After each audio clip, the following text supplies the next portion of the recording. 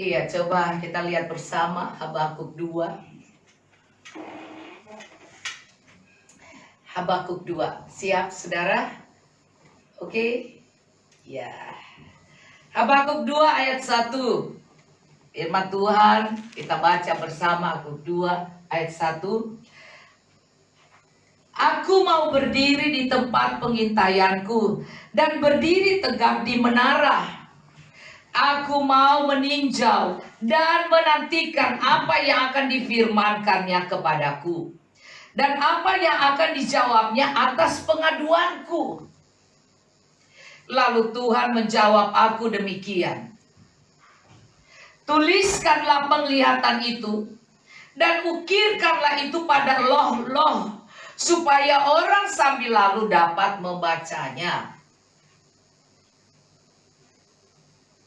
Sebab penglihatan itu masih menanti saatnya, tetapi ia bersegera menuju kesudahannya dengan tidak menipu.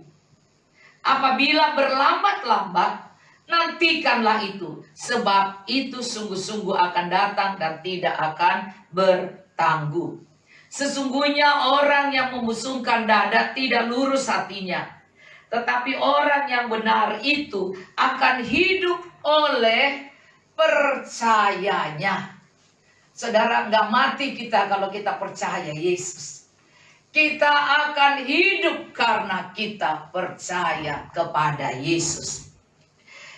Kalau di ayat 5 dia katakan orang sombong dan hianat dia yang belaga, tetapi ia tidak akan tetap ada. Ia menganggarkan mulutnya seperti dunia orang mati, dan tidak kenyang-kenyangnya seperti maut, sehingga segala suku bangsa dikumpulkannya, segala bangsa dihimpunkannya. Saudara, ini masa kesesakan di masa itu. Kalau kita melihat bagaimana Habakuk bisa mengadukan, karena kita melihat masa yang sukar. Nah, coba kita baca di ayat Habakuk 1. Lihat Habakuk 1 ayat 2. Berapa lama lagi Tuhan aku berteriak, tetapi tidak kau dengar. Saudara, sudah berapa bulan kita berteriak? Habakuk juga mengalami masa itu. Sudah berteriak-teriak, minta tolong Tuhan, kok nggak didengar. Nah saudara, di sini aku berseru kepadamu, penindasan, tetapi tidak kau tolong. Mengapa engkau memperlihatkan kepadaku kejahatan, sehingga aku memandang kelaliman? Ya, aniaya dan kekerasan ada di depan mataku, perbantahan dan pertikaian terjadi. Itulah sebabnya hukum kehilangan kekuatannya, dan tidak pernah muncul keadilan. Sebab orang fasik mengepung orang benar. Itulah sebabnya keadilan muncul terbalik. Saudara, kalau kita melihat ke masa-masa yang sebelum kita lockdown ini, saudara ya, lockdown, makan lalap. Nah saudara, ini kita melihat seperti keadilan muncul terbalik.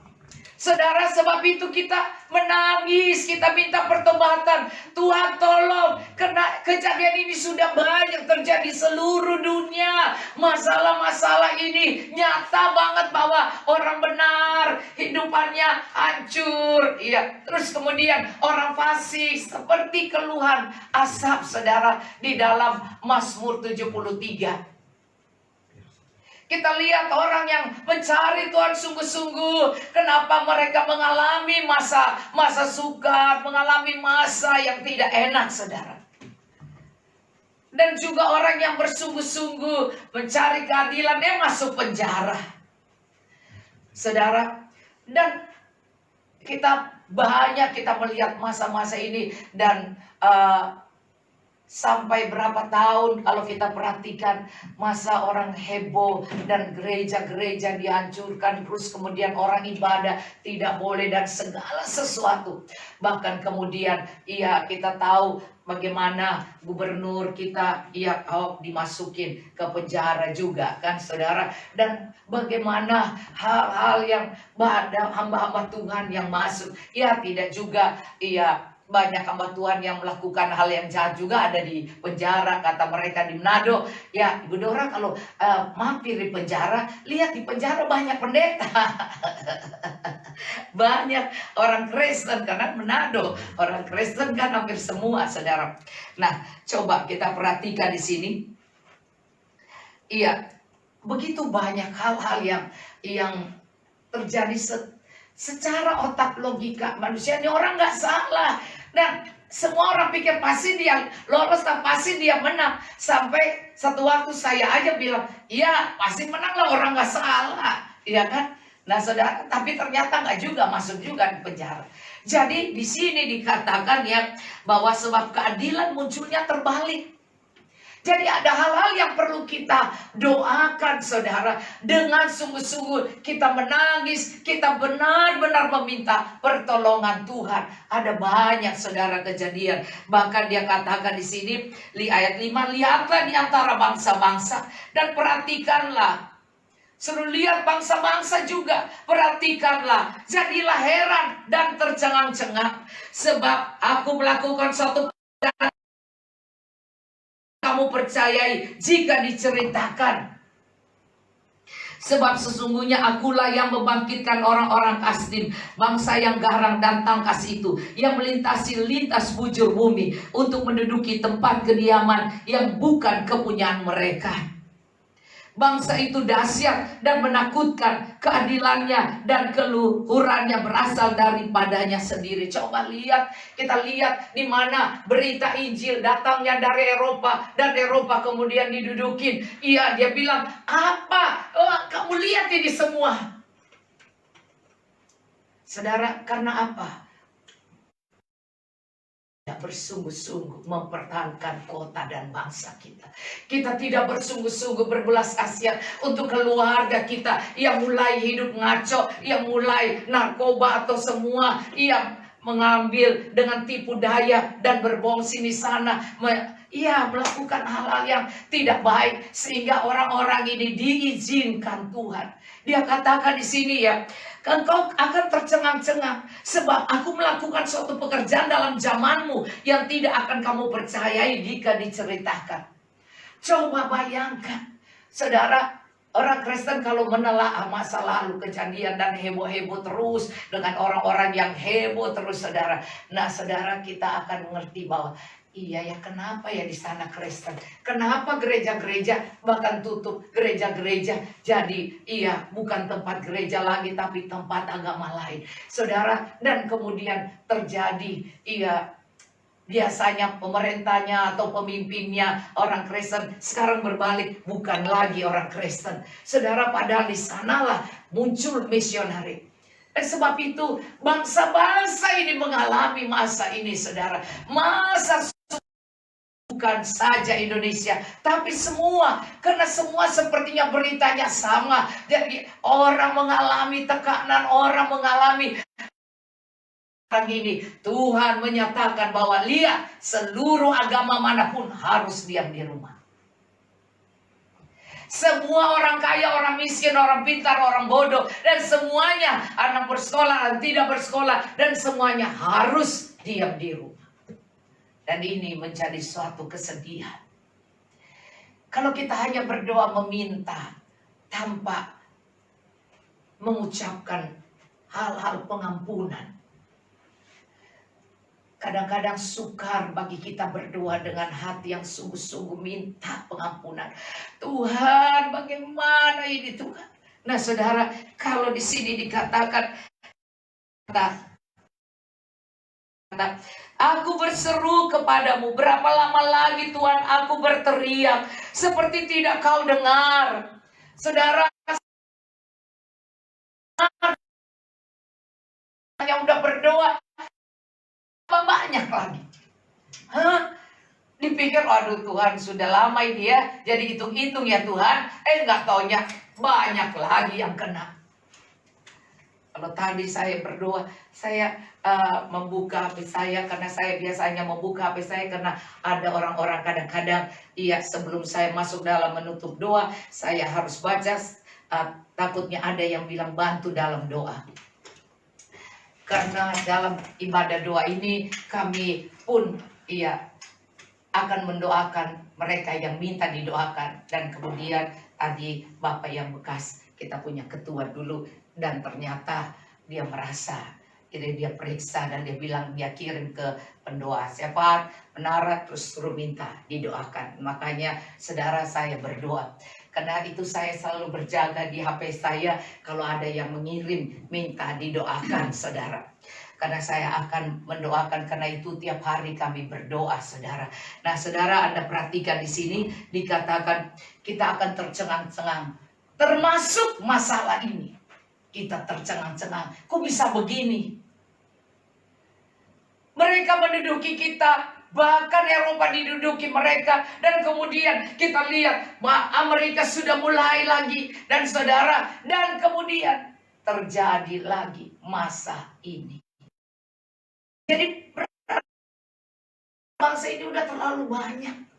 Saudara, kami harus datang ke Tuhan. Harus ada penyesalan, harus ada rasa, harus ada pengertian bahwa Tuhan, kami ini bersalah, kami ini berdosa. Maka setiap hari datang dan menangis di kaki Tuhan. Karena Tuhan katakan seperti ini, sebab sungguh akulah yang membangkitkan orang Kasdim. Kalau Tuhan membangkitkan orang Kasdim, Tuhan juga membangkitkan virus corona, maka kita pun bilang apa, saudara? Nggak bisa bilang apa-apa. Tetapi ibadah di rumah, itu di dalam Alkitab terus diajarkan, kemarin diterangkan sama Benny, Pastor Benny, saudara, dia nerangkan tentang ibadah di rumah itu begitu banyak. Dari saudara, semua kejadian sampai kisah Rasul, semua saudara, ibadah di rumah. Tuhan mau kembalikan orang ibadah. Tetapi orang pikir bisa menutup ibadah gereja. Iblis pikir bisa, tidak. Tapi dalam rencana Tuhan ini adalah orang-orang tambah dimurnikan. Sehingga rencana-rencana kita yang dengan bangga dan sombong merencanakan, maka sekarang kita harus mengatur lagi. Kita harus mengatur lagi rencana ke depan, bukan dengan kekuatan kita, tapi dengan meminta Tuhan mengaturnya. Dengan mendengar suara Tuhan. Kita tidak lagi asal-asalan, tapi kita harus datang dan mendengar suara Tuhan. Kalau saudara, di Yakobus kita lihat, Yakobus 4,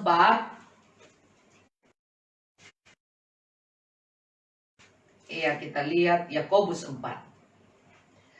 Yakobus 4 di sini dikatakan, dari mana datangnya sengketa dan pertengkaran di antara kamu?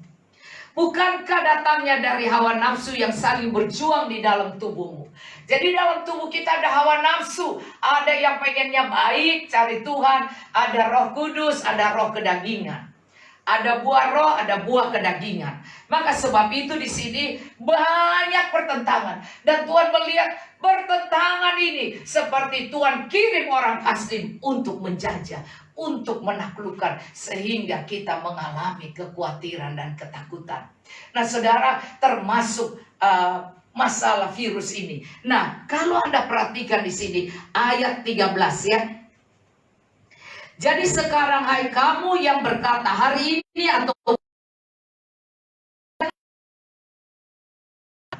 sekarang kita harus kembali. Kalau dulu kita tidak peduli, berdoa tapi tidak bertanya Tuhan. Mau bikin apa nggak bertanya Tuhan. Maka sekarang di Yakobus 4 dia katakan kamu bertentangan. Sebentar saya baca itu, tapi saya akan baca dulu bahwa ada banyak orang mereka tidak bertanya Tuhan. Sebab itu dengan adanya virus ini orang berdiam diri, sehingga rencana ke depan baik perusahaan, baik karyawan, baik semua pelayanan harus kembali menata kembali dengan datang dan bertanya Tuhan. Sebab ini dikatakan ya, jangan melupakan Tuhan dalam perencanaan. Jadi sekarang hai kamu yang berkata hari ini atau besok kami berangkat ke kota Anu, dan di sana kami akan tinggal setahun dan berdagang serta mendapat untung. Sedang kamu tidak tahu apa yang akan terjadi besok. apakah arti hidupmu? Sedang kita tidak tahu. Besok pesawat masih bisa mendarat gak? Besok lapangan terbang boleh gak? Iya, bawa ke luar negeri, masuk mendarat di mana? Sekarang lebih parah lagi. Bahkan orang yang mau mendarat di Indonesia, mereka bilang, aduh gimana ya? Katanya mesti langsung dimasukin ke rumah sakit atlet. Nah, orang sehat pun dimasukin. Ya, semua orang jadi takut dong, yang sehat bisa sakit. Saudara, jadi semua penuh kekhawatiran. Nah, saudara, sebab itu harus mendengar suara roh, saudara. Maka di sini dikatakan, sedang kamu tidak tahu apa yang terjadi besok. Mana ada kita tahu. Kalau ternyata kita datang pulang dari Amerika, kami pulang, tiba-tiba 1 minggu sudah nggak bisa kemana-mana. Iya kan? Tiba-tiba baru 1 kali gereja aja itu udah dibilang jangan, katanya jangan salaman. Habis itu minggu depannya udah nggak bisa sampai sekarang. Mana kita tahu, saudara, bahwa ini sampai kepada ibadah tidak bisa diadakan. Dan Anda lihat di sini, mal-mal ditutup. Ya, cuman yang ada supermarket boleh dibuka. Tapi kita lihat sini ya, sedang kamu tidak tahu apa yang akan terjadi besok. Apakah arti hidupmu? Hidup kita ada arti nggak? Ada orang yang stres dan pikir, lebih baik gua mati aja deh.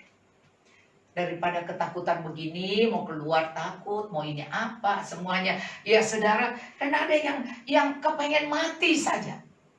Nah saudara, apa arti hidup kita? Saudara, ada seorang ibu. Ini kan cerita di WhatsApp ini. Seorang hamba Tuhan. Pendeta. Terus anaknya umur 11 tahun. Begitu cinta Tuhan. Dia bilang begini, Papa, besok kan hari Minggu.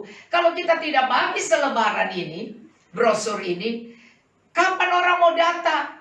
Terus kasihan orang-orang. Kan kita semua harus mencintai Tuhan, harus beribadah. Dan kemudian bapaknya bilang, nah hujan keras. Sudah nggak usah pergi hujan keras. Dan akhirnya dia bilang gini, sudah kalau begitu Papa di rumah saja. Sayalah yang pergi sendiri, bagi ke rumah-rumah kemana saja. Saudara, papanya bilang, jangan nak hujan. Ya hujan keras. Dia bilang, tapi Yesus kan kasihan.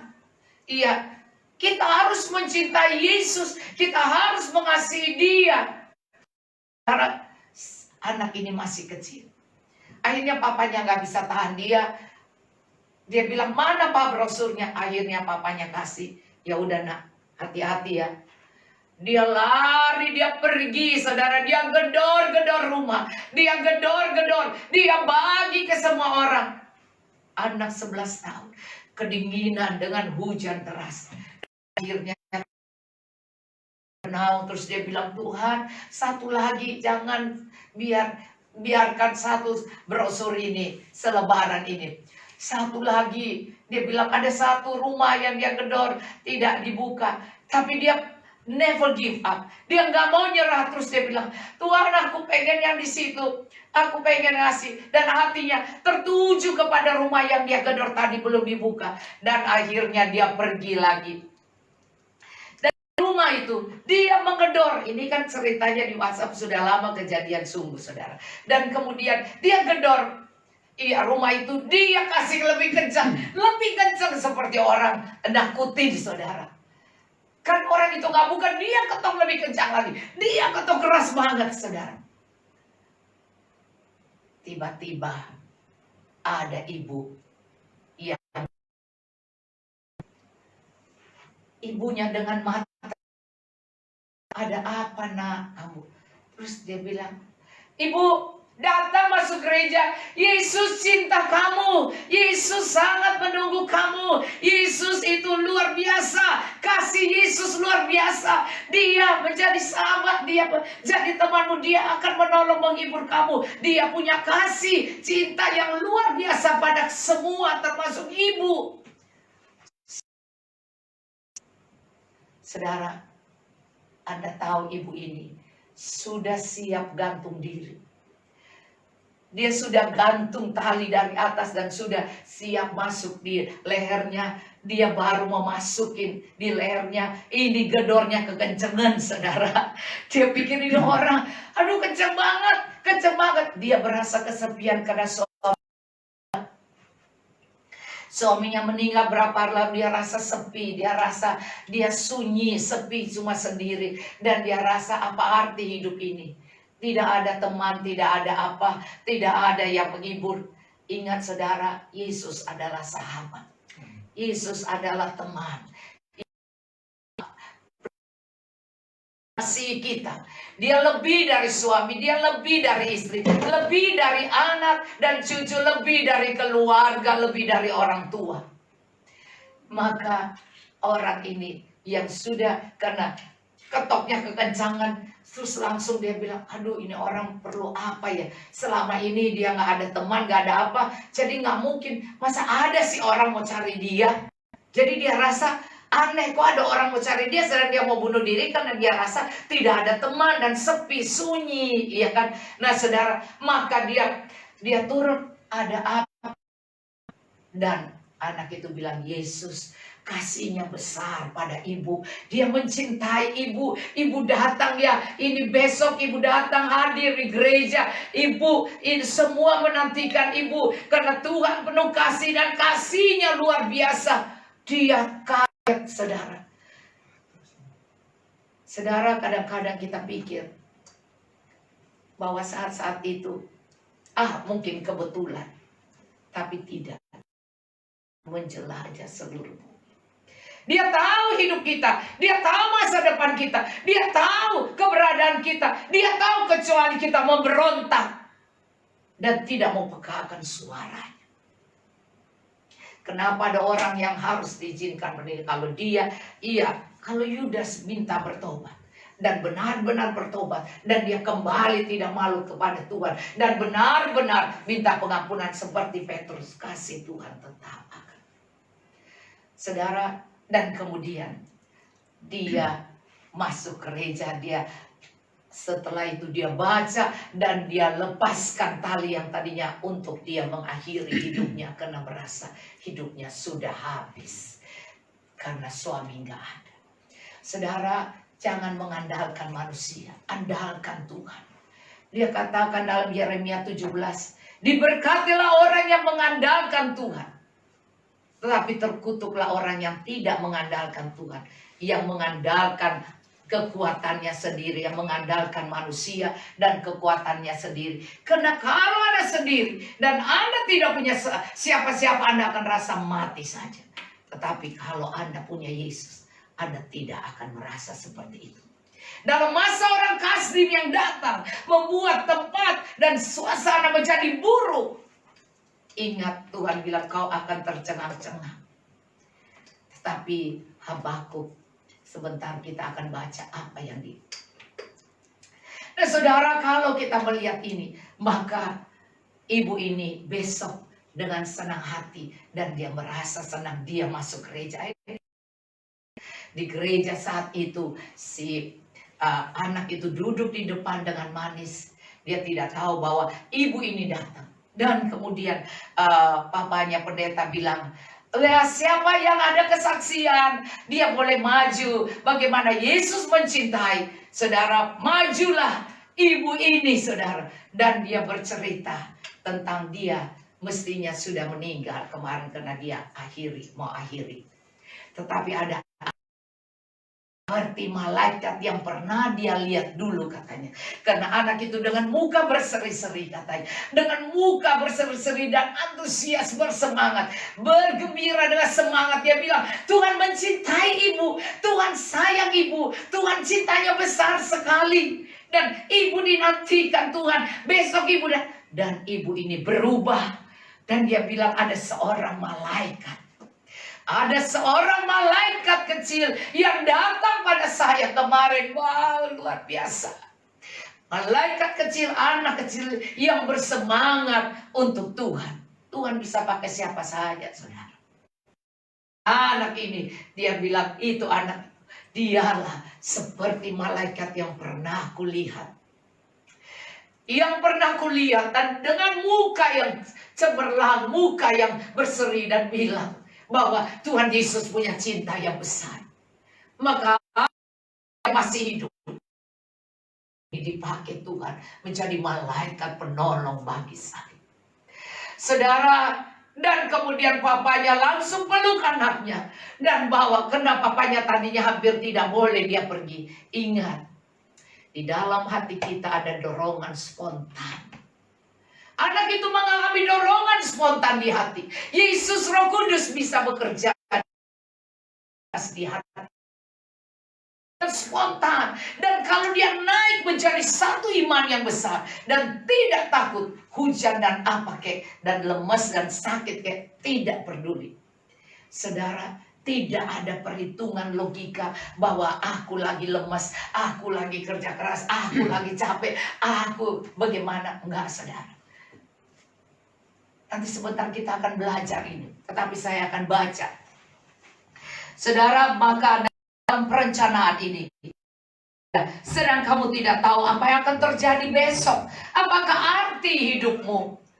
Tanyalah pada dirimu. Bukan tanya pada rumput yang bergoyang. Jangan tanya pada rumput yang bergoyang. Jangan tanya pada anjing yang bergoyang-goyang. Tanya dirimu. Tanya pada Tuhan, apa arti hidup? Tumpukan harta kekayaanmu. Tapi Anda tidak bisa buat beli apa. Dan tidak bisa menikmati holiday di luar negeri lagi. Apa arti hidupmu?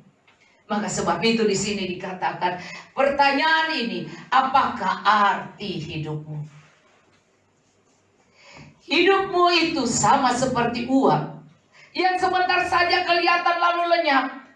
Sebenarnya kamu harus berkata, jika Tuhan menghendakinya. Saudara, kita nggak boleh sombong. Kita harus rendah hati. Hidup ini kalau bukan Tuhan kita nggak. Mungkin tempat kita bisa neraka, saudara. Hanya Yesus. Sebab itu mari belajar rendah hati. Belajar untuk menaklukkan emosi kesombongan kita. Pertentangan kita. Nah saudara, maka di sini dikatakan sebenarnya kamu harus berkata. Jadi jalan keluarnya kita harus bilang, jika Tuhan menghendakinya, kami akan hidup dan buat ini dan itu. Semua kalau Tuhan menghendakinya, barulah aku bisa buat ini dan itu. Kalau Tuhan kehendaki itu boleh saya buat, maka kalau ini boleh, maka izinkan Tuhan. Saudara, di saat suami saya, dan kemudian kami seakan-akan, wah andalan nih sayur nih ya. Bagaimana supaya sayur bisa laku, saudara. Dan kemudian yang lalu, minggu lalu, setiap Senin kan datang, saudara, sayurnya. Dan kemudian kami lihat, dan anak saya lihat, ya apa artinya nggak ada, nggak laku. Ya duitnya cuma dapat berapa, katanya ya minggu lalu dapat berapa, saudara. Tetapi saya kan nggak tahu. Ternyata anak saya bilang, ya cuma 1 jutaan, apa artinya? Sedangkan bensin dan supir yang harus bawa ke sana saja sudah separuh dari itu. Jadi nggak ada arti.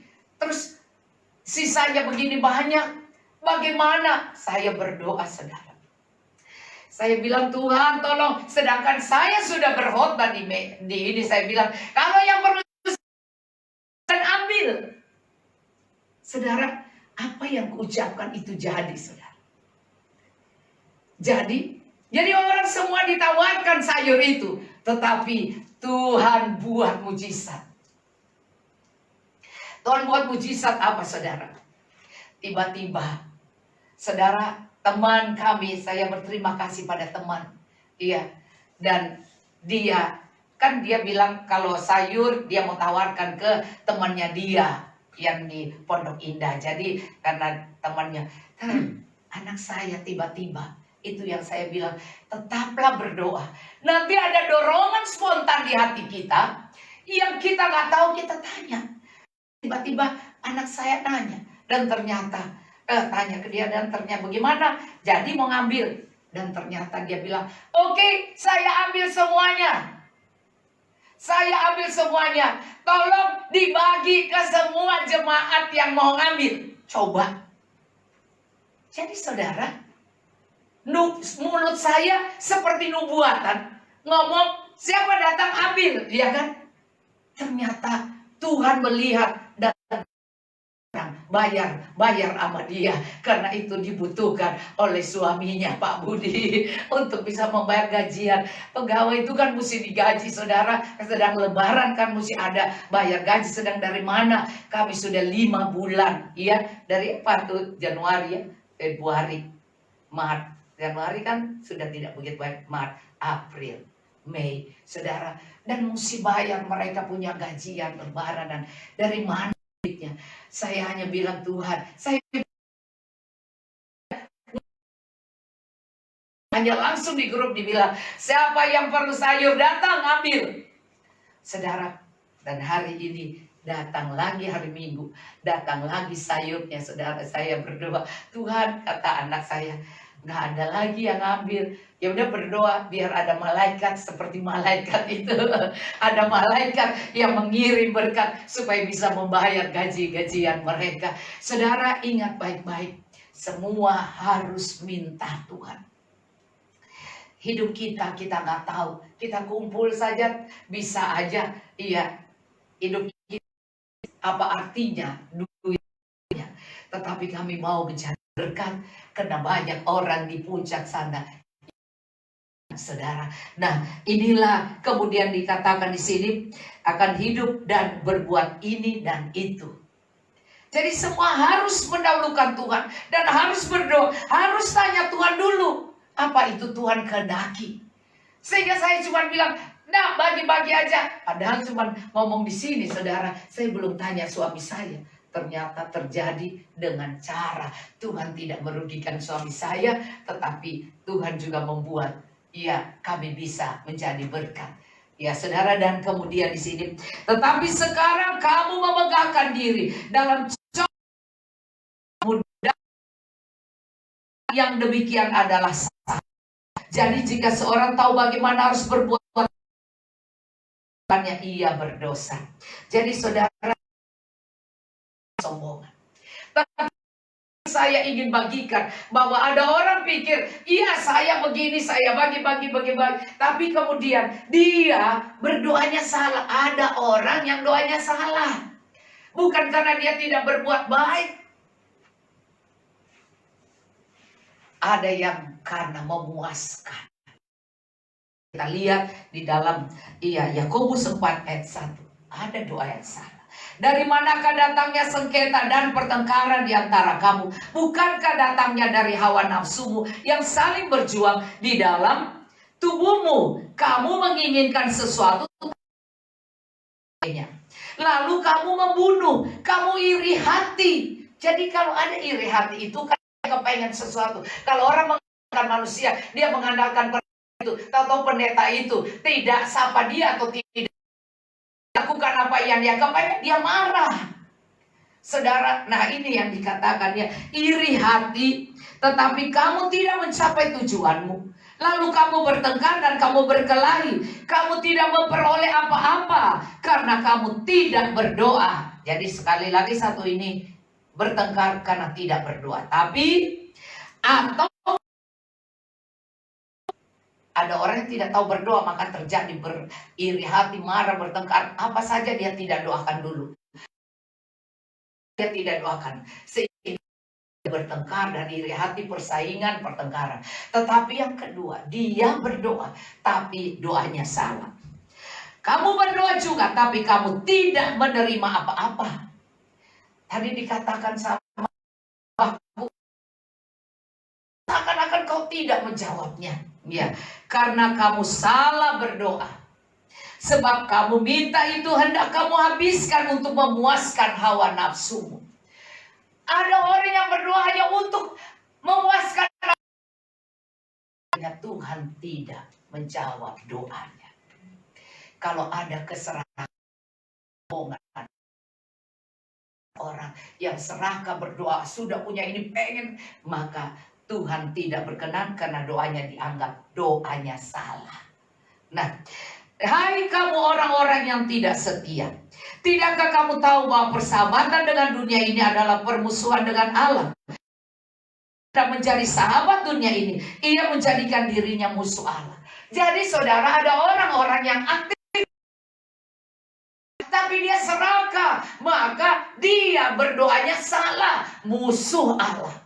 Sehingga dia tidak mengalami pertolongan Tuhan. Dia habiskan untuk foya-foya, makan minum, untuk dandan, untuk semua, untuk hidup nyaman, untuk semuanya. Saudara, dan tidak ia bermanfaat. Saudara, sehingga akhirnya habis juga. Dan Tuhan katakan, orang-orang itu adalah musuh Allah. Karena dia bersahabat dengan dunia. Sebab itu dikatakan pada Habakuk, kau akan tercengang-cengang. Karena aku mengirim orang kasih menghancurkan. Saudara, karena apa? Sombong, tidak setia kepada Tuhan. Tidak berubah hidupnya, mau seenaknya aja. Dan semua mau kehendak dia. Dengan pikiran daging manusianya dia puaskan. Dan tidak punya hal yang baik pada orang-orang lain. Hanya keserakahan, hanya untuk dirinya. Dan Anda lihat, janganlah. Ya, jadi orang kalau jadi musuh Allah nggak mungkin doanya dijawab, karena doanya keserakahan. Janganlah kamu menyangka bahwa kitab suci tanpa alasan berkata, roh yang ditempatkan Allah di dalam diri kita diinginkannya dengan cemburu. Jadi roh Allah di dalammu saat kau percaya Yesus ada roh Allah. Tetapi Tuhan mau kau tunduk pada roh Allah. Kalau kau tidak tunduk pada roh Allah, kau pakai mengatur roh Allah. Sedangkan kau meminta hal dunia, kemauan, foya-foya, keliling-keliling, dan hamburkan duit, dan makan minum, dan semua yang kau puaskan. Sehingga kau menjadi musuh Allah. Makanya doa kita adalah doa seorang yang musuh Allah. Nah, sebab itu dilihat di sini bahwa roh yang ditempatkan Tuhan dalam diri kita diinginkan Tuhan dengan cemburu. Artinya, jangan kau kuasai, tetapi arahkan roh itu untuk menyembah Tuhan, untuk meminta seperti yang Tuhan mau. Karena roh yang akan menolong kita untuk berdoa, Roma 8 ayat 26. Roh membantu kita dalam kelemahan kita. Kalau kita mengalami kesukaran. Roh membantu kita dalam kelemahan kita. Karena kita tidak tahu bagaimana harus berdoa. Dan roh sendiri yang akan berdoa kepada Allah dengan keluhan-keluhan yang tidak terucapkan. Saudara, Anda tidak merasa sewaktu Anda menyanyi, menyembah, roh berdoa kepada Allah. Kenapa saya suka mengangkat lagu? Karena dalam lagu itu kata-katanya doa. Dan doa ini roh membawa doa kita, keluhan kita di hadapan Tuhan. Roh yang berdoa dengan keluhan yang tidak kita dengar dengan terucapkan di lidah kita. Tapi dia membaca hati dan pikiran kita. Sebab itu di sini dikatakan dia menginginkannya dengan cemburu. Jadi hidup kita ini adalah rumah Allah, ada tempat roh Allah. 1 Korintus 3 bilang kita adalah bait Allah. Kalau roh Allah diam di dalam hidup kita, maka kita milik Tuhan. Kalau ada orang ingin menghancurkan bait Allah, maka roh Allah akan menghancurkan orang itu. Sebab itu kita milik Tuhan, milik roh Allah. Maka dia merindukan kita. Dan Tuhan sangat cemburu kalau kita hanya mementingkan roh dunia. Sebab itu ada ancaman, ada yang namanya yang sekarang ini COVID-19, ada yang dibilang corona, ada yang saya bilang kapan kita ketemu ya kepada saudara saya. keluarga saya karena rumahnya jauh, saudara ya, dekat tanah kusir sana. Terus ya kapan kapan kita ketemu ya Cik? Terus dia bilang, iya ini mesti bilang Om Corona, so pulang Jo Om Corona. So terlalu lama Om Corona, so capek Om Corona, so terkenal Om Corona, so jalan kemana-mana. Apa Om Corona so boleh pulang Jo? Kalau Om Corona so pulang, kita orang bisa baku dapat. Nah, karena kami kan orang Manado, jadi berceritanya begitu, saudara. Dan saya ketawa, saya bilang iya, lucu banget, saudara. Nah, kita lihat lagi. Jadi kalau kita meminta hal-hal dunia, maka kita akan menjadi musuh Allah. Kalau musuh Allah, maka seperti itu yang dikatakan oleh Habakuk. Tuhan, aku sudah berdoa untuk bangsa ini berulang-ulang. Tapi kenapa Tuhan sangat tidak mendengar? Ternyata karena ada banyak orang sombong. Ada banyak orang yang tidak setia menjaga bait Allah hidupnya. Dia menjadi musuh Allah. Menginginkan hanya kesombongan, keangkuhan manusia. Tidak memperbaiki diri. Dan setiap dia mau bikin apa, dia nggak peduli. Dia nggak nanya Tuhan, apakah Tuhan oke atau tidak. Maka sebab itu ada banyak kesedihan yang kita alami karena corona ini. Dan kita perlu berdoa, minta pertobatan. Sebab itu dikatakan, ya, roh yang ditempatkan Allah di dalam diri kita, diinginkannya dengan cemburu. Ingat, kalau tadi ditanya, bagaimana dengan hidupmu? Hidup kita ini milik Tuhan. Kalau kita tidak diatur oleh Tuhan, maka kita mengatur diri kita, maka kita musuh Tuhan. Maka di sini kalau kita tidak bersungguh-sungguh bahwa diri kita bait Allah, maka kita menjadi musuh Allah. Maka kita menjadi orang yang dicemburuin oleh Tuhan. Namanya kalau orang cemburu, wah bisa mati, saudara. Namanya kalau hidup kita bikin ibadah cuma pura-pura, padahal cuma pengen duit, pengen apa semua, maka ini bahaya, saudara. Kita harus hidup dengan benar. Maka di sini tetapi yang dianugerahkannya kepada kita lebih besar daripada itu. Karena itu ia katakan, Allah menentang orang yang congkak. Ayat 6 ya. Tetapi mengasihani orang yang rendah hati. Karena itu tunduklah kepada Allah, lawan iblis. Kalau iblis mulai menggoda di hatimu, bersinah, menipu, bohong, terus kita membuat kita munafik, kita bicara, orang-orang yang kita nggak suka karena orang-orang itu tidak tegur kita, dengan kita langsung kita mulai kita ngomongin yang jahat tentang orang itu. Maka kemudian dikatakan di sini, tunduk kepada Allah dan lawan iblis. Iblis tidak di luar, iblis ada di dalam. Iblis mencari tempat. Kalau Anda tahu, wah seorang gigi darah yang kerasukan iblis. Itu iblis tidak nempel di pohon, saudara. Iblis mencari tempat, yaitu orang yang hatinya tidak melekat pada Tuhan. Iblis tidak cari di batu. Iblis cari manusia. Karena itu, iblis pun masuk di orang yang mau menghadap Tuhan di dalam Ayub 1. Yang mau menghadap Tuhan, si iblis ikut di situ. Dan dia mulai ngomong ke Tuhan. Dan Tuhan mulai izinkan dia untuk menguji, memproses. Tapi Tuhan bilang tidak boleh untuk kematian dia. Karena Tuhan menjaga. Tapi kalau Tuhan mengizinkan ujian itu, kalau kita berpaut pada Tuhan dan tahu kelemahan, karena Ayub bukan sempurna, Ayub punya kelemahan. Maka kemudian Ayub sadar dan Ayub buat mesbah kembali. Dan dia mengerti bahwa dia tidak boleh merasa dirinya sudah baik, sudah beribadah, sudah begini. Padahal Tuhan mau supaya kita bukan hanya ibadah biasa, tapi kita harus dari logos ke rema. Jadi dari yang suka baca Alkitab sampai bisa mendengar dari dia supaya dituntun oleh Tuhan. Sehingga apa yang Tuhan mau hari ini, setiap hari Tuhan bilang, hari ini. Kalau Anda buka di dalam Ulangan 28, dikatakan hari ini kalau kamu mendengar suaraku. Jadi setiap kali hari itu kita harus bisa peka, Tuhan mau hari ini apa. Maka sebab itu dikatakan, Anda harus lawan iblis, maka ia akan lari daripadamu. Lawan corona, yaitu dengan diam di rumah, cuci tangan, pakai masker, berdoa, menghadap Tuhan. Perlindungan Tuhan ada atas kita, maka ia akan lari, iblis lari daripadamu. Mendekatlah kepada Allah dan ia akan mendekat kepadamu. Tahirkanlah tanganmu. Nah, ini kan cuci tangan, saudara, ya. Nah, ini tahirkan tanganmu, cuci tanganmu katanya, ya. Di sini di ayat yang ke-8 Yakobus 4, mendekat kepada Tuhan. Kalau saya tiap mendekat, saya langsung ambil cuci tangan. Saya ambil cuci tangan, cuci, wireless semua.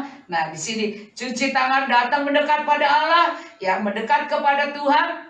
Tahirkan, kalau kita mendekat pada Tuhan, maka ia akan mendekat kepadamu. Tahirkanlah tanganmu, hai kamu orang-orang berdosa. Saudara, Tuhan bilang, hai kamu orang-orang berdosa. Jadi semua, tidak ada yang tidak berdosa. Di dalam kitab Yohanes, 1 Yohanes kalau tidak salah, ya, dia bilang semua orang berdosa. Kalau kita bilang saya tidak berdosa, kau sedang membuat Tuhan, Tuhan salah katanya, ya. Jadi kitalah yang tidak ada manusia yang sempurna. Maka perlu semua rendah hati dan mengakui, walaupun wanita, Sirofenesia, wanita Kanani, dia bilang anjing tidak boleh makan roti. Artinya cuman orang-orang yang dikasihi Tuhan sebagai anak dari keturunan Abraham, yang dimana dia bilang, oh ini orang Israel yang boleh. Terus orang Kanani nggak boleh. Ini keturunan Ham. Tapi dia memiliki roh Allah karena dia mendekat pada Tuhan. Waktu dia mendekat pada Tuhan, maka dia tidak peduli, dia rendah hati. Dan dia bilang, sekalipun hanya buat anjing, hanya buat anak-anak Tuhan, orang Israel, tapi aku ini anjing, aku tidak peduli, rema pun aku akan makan. Rema-rema yang di lantai, maksudnya sisa-sisa kecil itu pun. Jadi dalam berkat yang sedikit pun kita harus senang. Karena itu tetap roti yang jatuh di meja Tuhan. Tuhan melihat kerendahan hati. Tuhan melihat kita nggak apa-apa dibedakan. Tuhan melihat bahwa walaupun yang orang bilang, nanti itu sakit perut, kita mah nggak akan, belum 5 menit aja sampai 1 jam aja kita makan. Saudara, nyatanya orang di luar nggak pada sakit. Saudara, jadi ingat baik-baik. Di sini dikatakan, mendekat pada Tuhan, tahirkan tanganmu, hai kamu orang yang berdosa, dan sucikanlah hatimu. Ini Tuhan mau supaya suci hati kita, tulus, bersih, setiap hari minta pengampunan.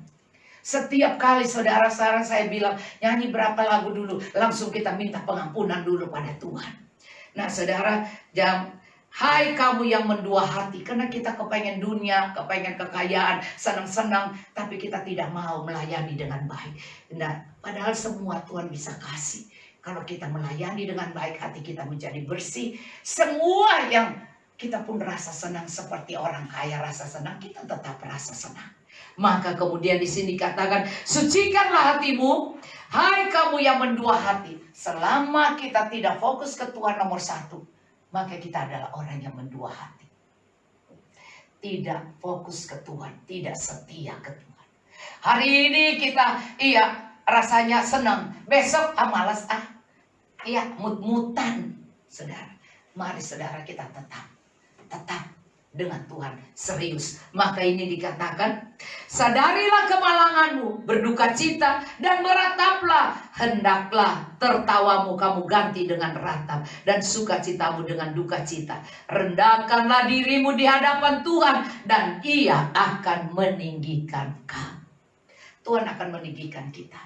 Tuhan akan loloskan kita dari wabah ini, dan Tuhan akan mengangkat usahamu. Jangan takut.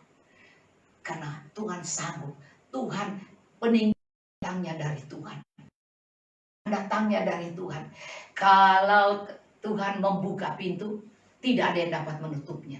Kalau Tuhan yang mengangkat aku, tidak ada yang dapat menurunkan. Sekalipun orang munafik itu ngomong macam-macam pada saya tentang saya, kalau Tuhan sudah mengangkat, tidak ada yang dapat menurunkan. Saudara percaya, saya kembali pada Anda. Saudara, ada banyak yang doa yang mereka pikir mereka berdoa, tetapi doanya salah. Di dalam Matius 17 kalau nggak salah, iya, seorang yang ahli Taurat, orang Farisi, ya, dan kemudian dia datang, terus dia bilang, aku puasa, aku begini, dan Tuhan dia maju ke depan dan ngomong, tetapi seorang pemungut, ya, orang berdosa, bukan pemungut cukai, ya, pemungut cukai, dia rindu berdoa, tapi dia tahu bahwa dirinya penuh dengan dosa. Jadi dia tidak berani maju di dalam dan bilang, Tuhan, aku sudah begini, aku sudah kasih perpuluhan, aku sudah doa syafaat, aku sudah berdoa puasa, aku sudah berapa kali seminggu berapa kali berpuasa. Saudara, dia tidak ngomong tentang hal kehebatan agamawinya. Dan si orang Farisi dia ngomong tentang kehebatan pelayanannya dengan bangga di hadapan Tuhan. Tuhan tidak suka pendoa seperti itu. Tetapi saudara, seorang yang pemungut cukai, yang dia dianggap orang berdosa, dan dia pun sadar dosanya, di luar dia menepuk dadanya, dan dia katakan, aku tidak layak, aku tidak layak. Artinya, pukullah dirimu, sadarkan dirimu. Dan di saat itulah, saudara, kalau kita lihat waktu dia berkata seperti itu, kemudian saudara, Tuhan bertanya, yang mana yang didengar?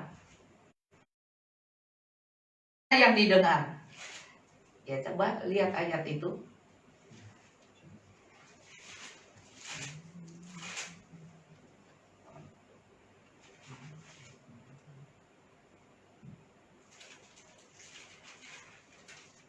Coba saat ini jadi.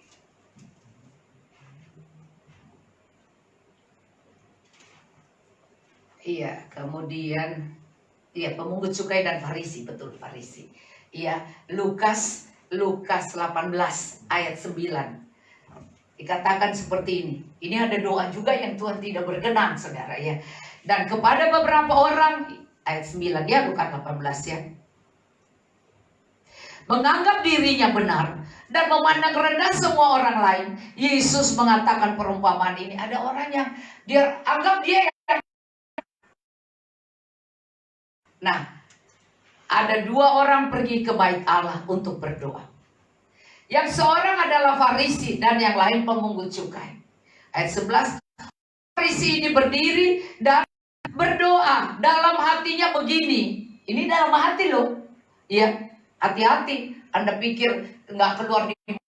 Tapi kalau di hatimu ada kebohongan, ada dusta, ada curang, ada kebohongan, ada hal-hal yang tipu daya dan kesombongan. Ya Allah, aku mengucap syukur kepadamu. Dalam hati, nah dengar loh. Salah bilang, aku mengucap syukur kepadamu karena aku tidak sama seperti orang lain. Aku ini spesial. Ya, bukan perampok, bukan orang lain, bukan pesina, dan bukan juga seperti pemungut cukai itu. Aku tidak kayak itu, aku tidak kayak orang itu nih. Iya, sepertinya aku nih orang hebat, orang ahli, orang yang saleh gitu ya. Aku berpuasa 2 kali seminggu. Aku memberikan persepuluhan. Lihat, aku kasih persepuluhan. Dan aku juga berpuasa. Banget. Hasilanku aku beri perpuluhan. Ayat 13. Tetapi itu berdiri jauh-jauh. Bahkan dia tidak berani menengadah ke langit, melainkan dia memukul dirinya. Wow, dan berkata, ya Allah, kasihanilah dosa ini. Ini contoh yang Tuhan minta. Minta supaya kita berdoa jangan untuk keserahan. Minta doa dipimpin roh. Dan kemudian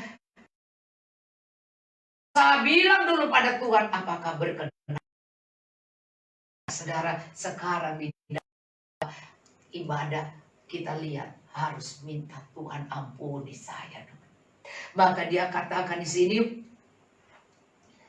ya Allah, ayat 13, kasihanilah aku orang berdosa ini. Aku berkata kepadamu, orang ini pulang ke rumahnya sebagai orang yang dibenarkan Allah. Dan orang lain itu tidak. Sebab barang siapa, arti orang Farisi itu yang sombong bilang puasa dan sebab barang siapa meninggikan diri, ia akan direndahkan. Dan barang siapa merendahkan diri, ia akan ditinggikan. Wow, saudara, luar biasa. Saudara, doa puasa Anda bukan karena tidak makan, tidak minum, tapi berbuat baik. Melakukan hal yang baik.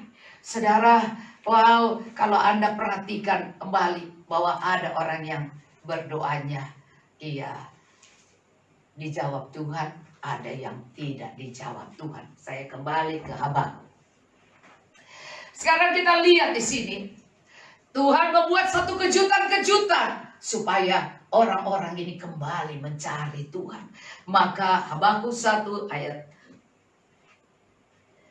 6, sebab sesungguhnya aku membangkitkan orang Kasdim, bangsa yang garang dan tangkas itu yang melintasi lintas bujur bumi ini, yang bukan ya lintas bujur bumi untuk menduduki tempat kediaman dan kepunyaan mereka. Bangsa ini dahsyat dan menakutkan, keadilannya dan keluhurannya berasal daripadanya sendiri. Jadi kekuatan dirinya sendiri, kesombongan dirinya. Kudanya lebih cepat daripada macan tutul dan lebih ganas daripada serigala. Pada waktu malam kita dia bilang udah liar, ya. Kalau Anda orang Kristen sudah tahu. Nah, kemudian kita lihat ya. Kudanya lebih cepat daripada macan tutul, lebih ganas daripada serigala. Pada waktu malam pasukan berkudanya datang menderap, dan dari jauh mereka datang terbang seperti Raja Wali yang menyambar mangsa. Siapa nih? Ini kayak corona, saudara. Ia terbang, pergi dari satu benua ke benua. Ya, seluruh bangsa itu datang untuk melakukan kekerasan, serbuan pasukan depannya seperti angin timur, dan mereka mengumpulkan tawanan seperti raja-raja dicemoohkannya, penguasa-penguasa menjadi tertawaannya, ditertawakannya tanah dan direbutnya tempat itu. Coba lihat raja-raja kena corona, orang-orang yang kayak bisa kena juga penguasa. Iya. Tapi coba lihat orang-orang pinggir jalan jarang kena, saudara. Iya, coba lihat, direbutnya tempat itu. Maka berlarilah mereka seperti angin dan bergerak terus. Jadi ini bergerak terus, demikian mereka. Janganlah mereka bersalah dengan. Saudara, di manakah keadilan Tuhan? Sepertinya ia Habakuk harus bertanya, bukankah engkau ya Tuhan dari dahulu Allahku yang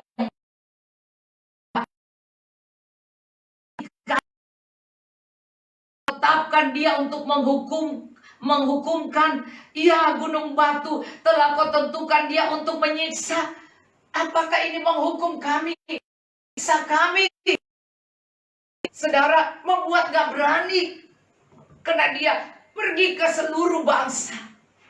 Saudara, dia begitu terbang kemana-mana. Coba lihat, kayak Raja Wali dia terbang. Saudara, ini masa seperti sekarang. Bukankah engkau ya Tuhan dari dahulu, Allahku yang Maha Kudus, tidak akan mati kami. Ya, ya Tuhan, telah kau tetapkan dia untuk menghukumkan. Ya, gunung batu telah kau tentukan dia untuk menyiksa. Saudara, orang gak bisa keluar rumah menyiksa. Matamu terlalu suci untuk melihat kejahatan, dan engkau tidak dapat memandang kelaliman.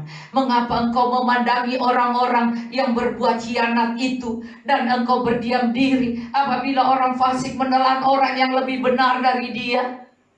Engkau menjadikan manusia itu seperti ikan di laut, seperti binatang-binatang melata, dan tidak ada pemerintahnya. Semuanya mereka ditariknya ke atas dengan kail, ditangkap dengan pukatnya, dikumpulkan dengan payangnya. Itulah sebabnya ia bersukaria dan bersorak-sorai. Itulah sebabnya dipersembahkannya korban untuk pukatnya dan dibakarnya. Sebab karena alat-alat itu pendapatannya mewah dan rezekinya melimpah. Sebab itukah ia selalu menghunus pedangnya dan membunuh bangsa-bangsa dengan tidak kenal. Saudara, kadang-kadang kita melihat ini, seperti bangsa Kasdim, tidak ada belas kasihan, saudara. Tadi saya berdoa karena dapat lihat padahal itu adalah pendeta yang sangat. Dan kemudian dengan rendah hati dia kirim dan dia bilang, tolong bantu dalam doa. Saudara, kita kembali kepada hati yang rendah hati, supaya kita saling mendoakan, saling menguatkan. Kita mencari Tuhan, Tuhan akan mendapatkan kita. Maka disinilah kita belajar menjadi orang benar yang mendengar suara Tuhan. Mari kita lihat Habakuk 2. Aku mau berdiri di tempat pengintaianku dan berdiri tegak di menara.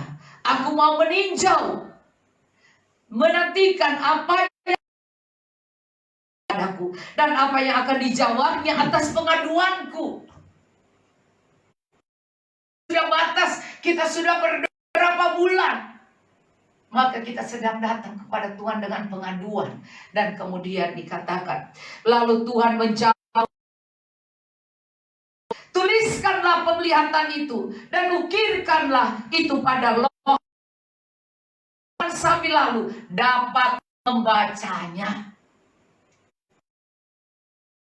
Masih menanti saatnya, tetapi ia bersegera menuju kesudahannya dengan tidak menipu. Apabila berlambat-lambat, nantikanlah itu, sebab itu sungguh-sungguh akan datang dan tidak akan bertangguh.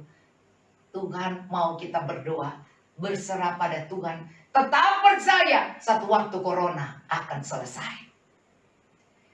Satu waktu Tuhan berjanji, tetap Tuhan akan mengumpulkan kembali kita. Maka di sini sesungguhnya orang yang mesungkan dada tidak lurus hatinya, tetapi orang yang benar itu akan hidup oleh percayanya. Kalau kita sombong, kita bilang, alah, kita nggak peduli, keluar aja, terkena lagi. Maka kita harus rendah hati, disuruh diam oleh pemerintah di rumah, ya udah diam. Tetapi berdoa, bukan diam, tidak mencari Tuhan, diam. Seperti yang dilakukan Habakuk ini.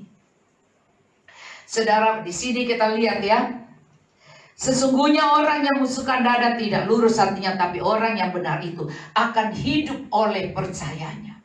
Orang benar, orang yang berpaut pada Tuhan, orang yang terus mencari suara Tuhan, setia kepada Tuhan, orang yang terus mencari apa yang Tuhan mau untuk kami lakukan. Saudara, maka di sini dikatakan orang sombong dan hianat, dia yang berlagak, tapi ia tidak akan tetap ada.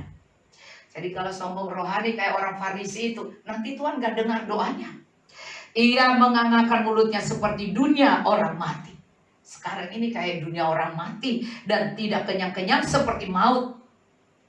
Sehingga segala suku bangsa dikumpulkannya, segala bangsa dihimpulkannya. Semua orang mengalami masa ini.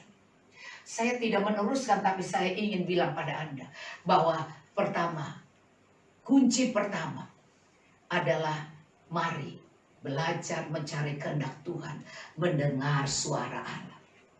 Pelajari bagaimana kita mendengar, supaya apakah suaranya ketika ia ucapkan. Karena suara dalam hati biasanya terdengar seperti aliran pikiran yang spontan. Dan kau akan dengar dia bilang, kau harus minta bertobat, kau harus bertobat. Setiap kita harus berusaha untuk bisa peka dengar suara Tuhan. Kita tahu kelemahan kita masing-masing. Kita tahu apakah kita seperti orang yang suka bertengkar itu, yang tidak berdoa, atau kita salah berdoa. Karena doanya hanya untuk menghabiskan, memuaskan, kepentingan, keserakan, kemakmuran, supaya dilihat orang hebat, berhasil. Saudara, padahal Tuhan bilang, hari ini cukup hari ini. Ataukah kita merencanakan yang hebat, tapi kita tidak bertanya Tuhan, padahal hidup kita seperti bunga rumput itu. Hari ini ada, besok nggak ada. Saudara, yang mana kau pilih? Ataukah kau berdoa seperti doa orang Farisi? Dengan kesombongan, terus ngomong yang sombong. Terus melihat orang dengan sinis, melihat orang bawah. Apa sih? Terus kemudian menjelekan di luar. Dan mulutmu berbau busuk. Seperti yang didoakan Yesaya minta pengampunan. Karena tinggal dengan kelompok orang-orang yang suka ngomongin pendeta, ngomongin orang-orang, ngomongin persaingan dan iri hati dan marah. Mari kita sedang mendua hati itu namanya. Maka sebab itu kita harus, kalau saya baca yang pendeta ini bersaing dengan pendeta ini, terus kemudian paham yang karismatik dengan yang ini. Nah saudara, padahal setiap orang mempunyai talenta panggilan masing-masing. Saudara, maka hal yang kedua, Anda harus belajar mendengar suara Tuhan. Dan suara Tuhan itu seperti apa? Dan waktu kau dengar, apakah kau merasakan ada aliran spontan yang mengangkat semangatmu? Dan Anda tahu, walaupun itu teguran, atau itu nasihat, atau itu sindiran, atau apa saja, atau itu penghiburan, atau itu janji Allah, tapi Anda akan tahu di hati ada damai, dan ada sesuatu aliran yang membawa Anda beriman. Gua salah nih Tuhan, tegurku. Dan kita harus mengakui, saudara, bahwa itu suara Roh Kudus. Roh Kudus mengingatkan, menasehati, juga menghibur, juga mengajar, saudara. Karena orang yang diajar Tuhan, itu dikasihi oleh Tuhan. Kedua, kunci yang kedua, saudara, dalam Habakuk ini adalah dia berkata di tempat pengintaian. Habakuk tahu bagaimana pergi ke tempat yang tenang dan menenangkan pikirannya, emosinya, sehingga ia dapat merasakan aliran spontan dari Allah dalam dirinya. Aliran aktif dari Roh Tuhan di dalam diri kita. Kita harus tahu. Saya bilang pada Anda dulu, saya pikir itu cuman gaya Pentakosta saya mungkin. Tapi setelah lama 33 tahun saya dipenuhi, bahkan sudah lebih dari 33 tahun saya melayani. Tapi saya dipenuhi lebih dari itu, karena waktu itu anak saya baru 2. Saya dipenuhi Roh Kudus. Saya anak keempat, pas 1 tahun anak keempat saya, 22 Desember, saya diteguhkan di sini menjadi pelayan Tuhan. Nah, saudara, membuka persekutuan di sini. Nah, itu anak saya sudah 4. Tapi yang 33 tahun itu adalah saat saya sudah 34 mungkin. Nah, saudara, Anda tahu apa? Saya selalu merasakan. Dulu saya berdoa di depan sini, dan saya berdoa berbahasa roh, kemudian berbahasa Arab dan berbahasa-bahasa asing dan berbahasa Cina, berbahasa apa. Dan ada yang ngerti bahasa saya itu, saudara. Lucu banget, saudara. Kalau saya bahasa Cina, teman saya tiba-tiba yang ikut, dia kaget, dia ketawa banget. Si Dora lucu amat ya. Kok dia bahasa Cina? Gue tahu dia bilang, lu mau cari kemana? Lu mau cari di mana? Di sini aku ada, katanya. Padahal dia lagi bertanya bahwa ini Dora sesat nggak ya? Kok dia bahasa Tionghoa, kok bahasa Tionghoa? Terus dia bilang, padahal aku dari rumah bilang, Ibu Dora ini sesat nggak ya? Sesat. Dia bilang, sesat nggak ya akal aku berdoa dengan dia di ruangan ini, saudara. Setiap hari saya berdoa sendiri, dan kalau ada teman datang dan kemudian mereka ikut nongkrong. Terus kemudian saya berbahasa Cina, bahasa Tionghoa, dan kemudian Ternyata dia yang tahu bahasa saya. Dia bilang, ini luar biasa amat, karena dia belum bertobat. Dia baru dari Buddha, saudara, dan dia masih mau ikut-ikut saja, belum dibaptis, dan dia belum tahu mau masuk gereja mana. Dia hanya teman cici saya, saudara, dan mereka nongkrong di sekolah. Daripada nongkrong, dia bilang, aku kepengen dong di mana yang bisa berdoa. Padahal dia belum tahu Tuhan, belum tahu Yesus. Saudara, dia cuma dengar lagu-lagu, saudara, dan dia terjamah. Dan dibilang, ada tuh adik saya suka berdoa tiap hari, maka dia datang di sini, di ruangan ini, saudara. Dan kemudian saya berbahasa, dan kemudian dia bilang, lucu banget, dia ngomong bahasa saya. Dia orang Kek, dia ngomong bahasa saya, dia dari Aceh, Tionghoa Aceh. Dia ngomong bahasa saya, si Dora ngomong bahasa saya, terus ngomong, dia bawa, Tuhan tuh ada di sini tempat yang benar. Kamu jangan pikir salah, di sini sudah ini benar. Dia kaget, saudara.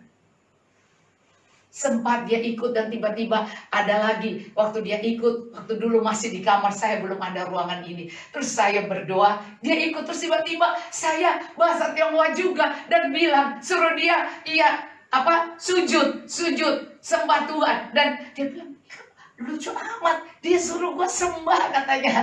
Padahal saya nggak ngerti, saudara. Dan waktu di sini, rumah sebelah sekarang punya kami, maka saya buat tebusan, sehingga kalau kadang-kadang ibadahnya banyak, kami pindah di sebelah. Saudara, di sini, di tembok ini, saya berdoa ke depan situ. Ini yang dijebol. Saya berdoa, tiba-tiba saya berbahasa Arab. Dan dia adalah guru haji. Dia guru agama seberang, saudara. Dan dia sangat baik pada saya.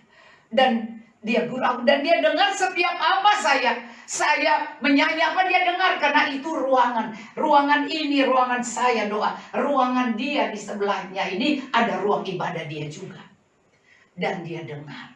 Dan saya berbahasa, saudara, Arab. Dan saya pikir, Tuhan, apa artinya? Dan saudara, dia telepon cari saya dan minta didoakan. Dan dia sembuh. Saudara, wow, semua yang mengganggu telinganya, yang bunyi terus-terus, dia sudah berobat di Singapura karena dia orang kaya. Dia berobat di Singapura dan semua. Dan saat dia datang dan minta didoakan, saudara, saya pegang telinganya. Saya cuma bilang, dalam nama Yesus, asal kau percaya Yesus. Dan kemudian saya bilang, tes sekarang, tes. Dia tes sujud dan hilang, saudara, sakitnya. Saudara, Tuhan adalah Allah yang luar biasa. Maka sebab itu yang kedua adalah kau harus punya tempat di mana kau tahu bahwa di situ kau merasakan hadirat Allah. Di mana kau merasakan lawatan Allah. Kau harus cari tempat di mana kau bisa punya hubungan dengan Tuhan. Bukan hanya kita lihat tempat mewah, tempat besar, tempat ini, tapi di mana kau ngerasain jamaah lawatan Tuhan. Sebab itu di sini dia katakan, aku akan berdiri di tempat pengintaianku. Dia punya tempat yang di mana dia. Disinilah aku mencari Tuhan juga. Situ, dan dia katakan, iya, Anda harus, yang kedua Anda harus tahu bahwa Anda harus punya tempat yang Anda tahu di mana Anda bisa tenang dan bisa mendengar suara Tuhan. Ya, bagaimana bisa pergi ke tempat yang tenang dan menenangkan pikiran, emosi kita ini, sehingga kita dapat merasakan aliran spontan dari Allah dalam diri. Iya, kita bisa mengalami lawatan Tuhan pada kita. Kita bisa merasa aliran aktif dari roh ini dalam diri. Saya punya teman Ciing yang di Amerika sekarang. Di ruang ini juga saya doakan dia. Dan di ruang inilah keluar aliran spontan itu. Saya berdoa dan Tuhan nyatakan bahwa kamu akan tinggal di luar negeri. Dan dengan anakmu dan suamimu dan kau semua akan di luar negeri. Dan akan melayani Tuhan. Ciing ada, yes? Iya, saudara. Dan waktu itu suaminya belum ikut dengan kami. Dan dia bilang, gak mungkin, Dora. Gak mungkin, katanya. Tapi aliran spontan yang mengalir dalam diri saya keluar dan menyatakan itu. Dan sekarang mereka ada di Amerika, Shalom, di Los Angeles. dan anaknya melayani di Dallas. Mereka pergi semua sekolah Alkitab di Christ for the Nation. Dan saudara, sekarang mereka melayani di LA, satu anak dan semuanya digenapi. Saudara, apa yang dinyatakan Tuhan. Nah, yang ketiga, kunci yang ketiga adalah aku akan tetap berjaga untuk melihat. Saudara, di sini dikatakan Habakuk berjaga. Dia tidak langsung berdoa dan paksain Tuhan. Tuhan, gue sudah doa nih, gue sudah datang nih, ngomong dong. Aku nggak bisa lama-lama. Aku cuma bisa 1 jam. Aku cuma bisa segini. Aku nggak mau lama-lama. Jadi Tuhannya diperintah. Nggak bisa, saudara. Yang ketiga ini, kita harus mengerti. Dikatakan aku akan tetap berjaga untuk melihat. Dia terus jaga untuk melihat. Aku mau meninjau, menantikan apa yang difirmankannya kepadaku.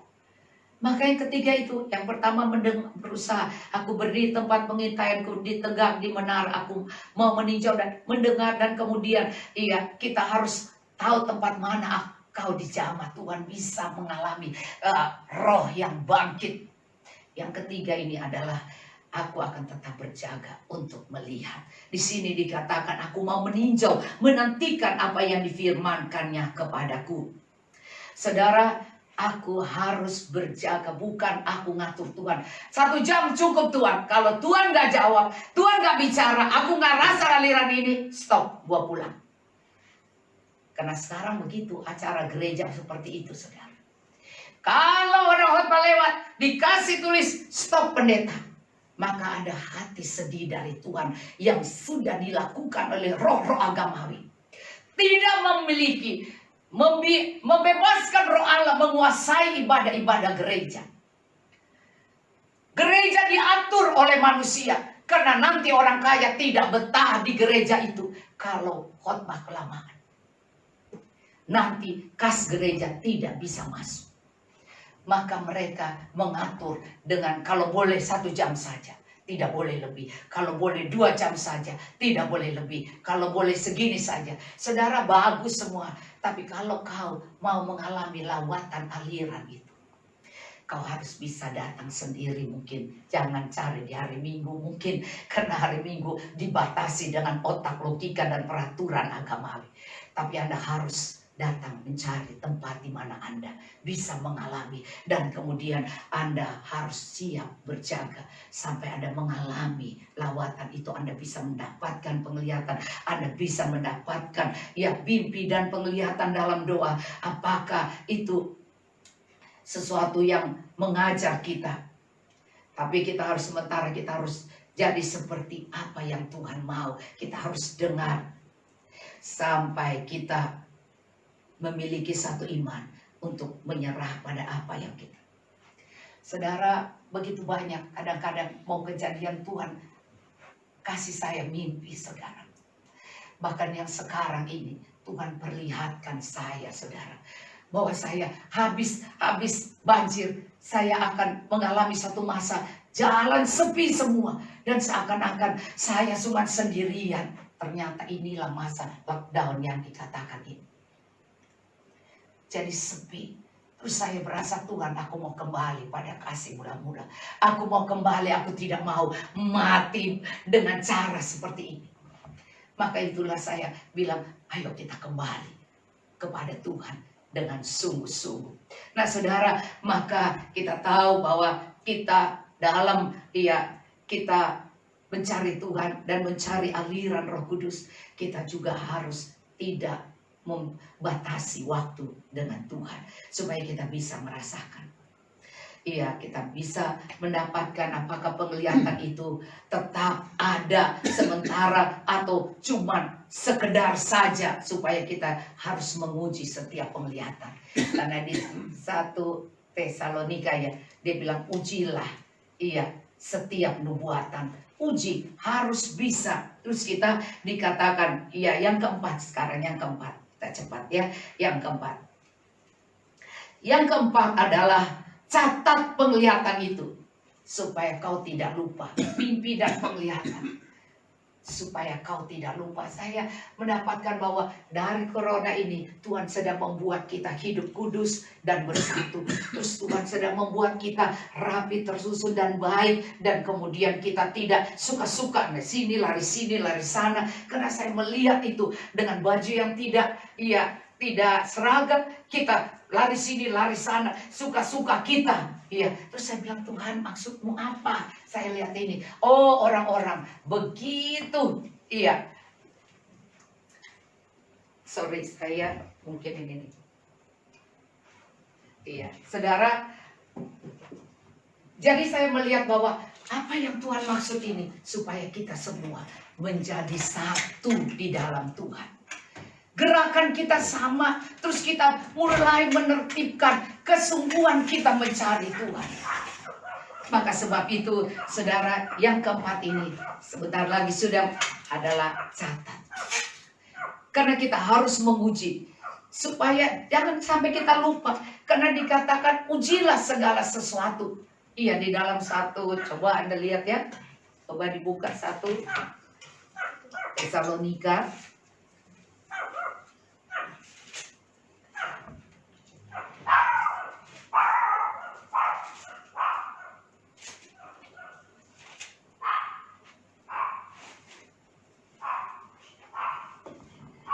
1 Tesalonika 5, Anda perhatikan di sini dikatakan ya, ayat 17, tetap berdoa, artinya berdoa jangan bosan-bosan, mengucap syukur dalam segala itu yang dikehendaki dalam Kristus Yesus. Ayat 19, janganlah padamkan roh.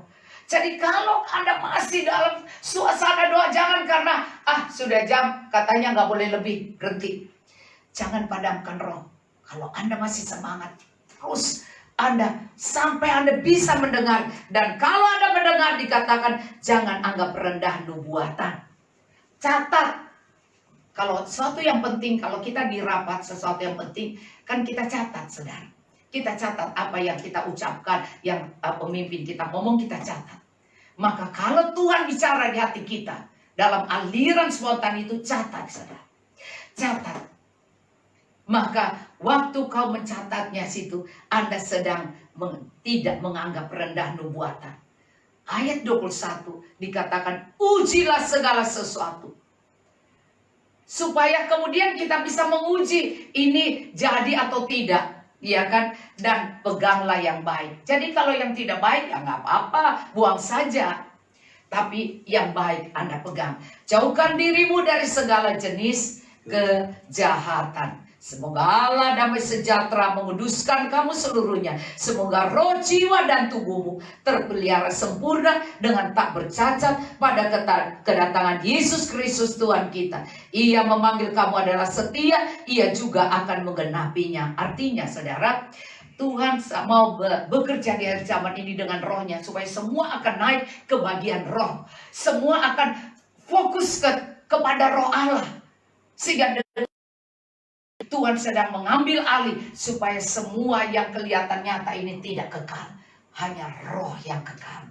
Maka sebab itu Tuhan mengizinkan ini supaya Anda kembali seperti Habakuk ini. Kemudian dikatakan uji setiap roh. Setiap wahyu harus diuji berdasarkan firman Allah. Jadi dicatat, kemudian direnungkan, baru Anda lihat ini benar nggak, baik nggak. Kalau yang nggak baik buang aja, nggak apa-apa, saudara. Nah, supaya Anda dapat membedakan, harus diuji berdasarkan firman Allah. Kedua, sikap kita harus rendah hati, memiliki buah-buah roh dari dasar kasih. Saudara, yang kedua, yang pertama kita harus rendah hati.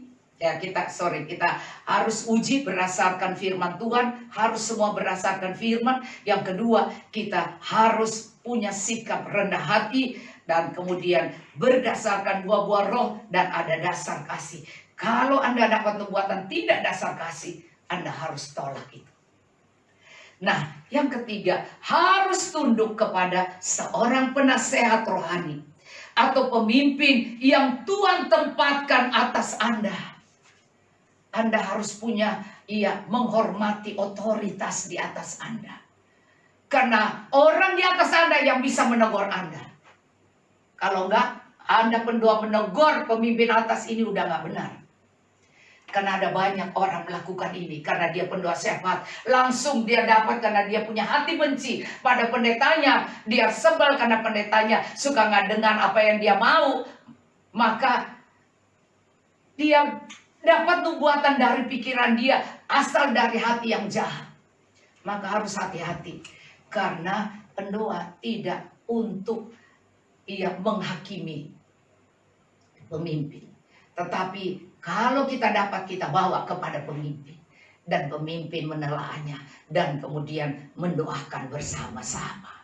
Saudara, maka ini harus tunduk kepada, harus punya seorang penasehat rohani. Atau pemimpin yang Tuhan taruh di atas kita. Untuk bisa mengetahui ini benar atau tidak. Dan kita kelola, kita doakan. Nah, yang keempat adalah Allah memberikan wahyu hanya kepada orang-orang yang dia memberikan wahyu kita untuk tugas kita. Jangan kita pakai tugas kita dapatnya untuk orang lain.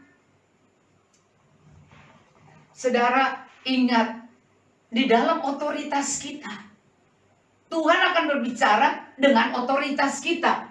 Jadi kita harus tahu dia memberikan menurut talenta panggilan kita di bagian apa. Jadi nggak sembarangan terus bilang, oh dia, siapa dia? Anda harus tahu ya. Jadi Allah memberikan wahyu hanya kepada orang di bidang di mana ia telah diberi otoritas. Supaya jangan engkau melangkahi otoritas. Terus Anda bilang, Tuhan bilang bahwa orang ini begini, orang ini begini. Padahal orang itu nggak begitu. Hanya karena Anda punya antipati, Anda sebel, dan Anda mendapat, dan Anda ngomong. Makanya pendua sehat harus berhati-hati. Maka kita harus menguduskan hidup kita benar berdasarkan iman. Dan Tuhan akan memberikan wahyu, penglihatan pada kita berdasarkan apa yang menjadi tanggung jawab bidang-bidang di mana ia telah memberikan kita tanggung jawab otoritas. Saudara, kita akan melanjutkan nanti lain kali lagi, saudara ya. Dan Anda lihat orang-orang yang seperti ini Tuhan akan menguatkan dan memberkati. Percaya saudara, karena Habakuk ini mengalami masa sukar. Tetapi Habakuk berkata di akhir ayatnya, katakan apa? Habakuk 3 yang kita suka nyanyikan, ayat 17. Iya.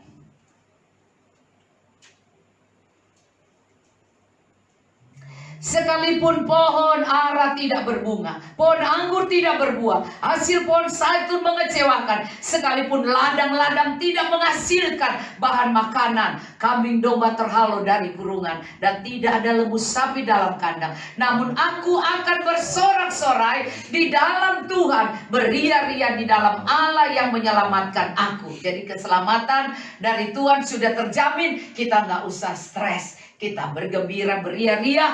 Allah Tuhanku itu kekuatanku. Ia membuat kakiku seperti kaki rusa. Ia membiarkan aku berjejak di bukit-bukitku. Artinya, di mana Anda diberkati, Tuhan akan buat Anda bersuka cita. Di mana Tuhan tempatkan Anda, di bukit-bukitku, Anda akan mengalami sukacita. Sekalipun dunia gersang, dunia sedang mengalami masa susah ini, Anda tetap bergembira. Karena bukan karena kemewahan, uang banyak, tetapi karena kita mengandalkan Tuhan. Dikatakan diberkatilah orang yang mendengar firman dan melakukan perintah-perintahnya, yang mendengar suaranya. Hari ini apa yang kau dengar? Ulangan ayat 1, kita akhiri dengan ayat ini. Dikatakan Ulangan 28 ayat 1, jika engkau baik-baik mendengarkan suara Tuhan Allahmu dan melakukan dengan setia Tuhan mencari orang yang serius dengar, terus orang yang setia, artinya tidak bercabang hati. Setia segala perintahnya yang kusampaikan kepadamu pada hari ini, setiap hari, maka Tuhan Allahmu akan mengangkat engkau di atas segala bangsa di bumi. Segala berkat ini akan datang kepadamu dan menjadi bagianmu jika engkau mendengarkan suara Tuhan Allahmu. Maka selanjutnya seterusnya diberkati engkau di ladang, diberkati engkau di mana-mana apa yang kau kerjakan sukses berhasil dan semuanya dilindungi di masa di masa balasamper pun engkau akan dilindungi. Puji Tuhan, Tuhan Yesus memberkati.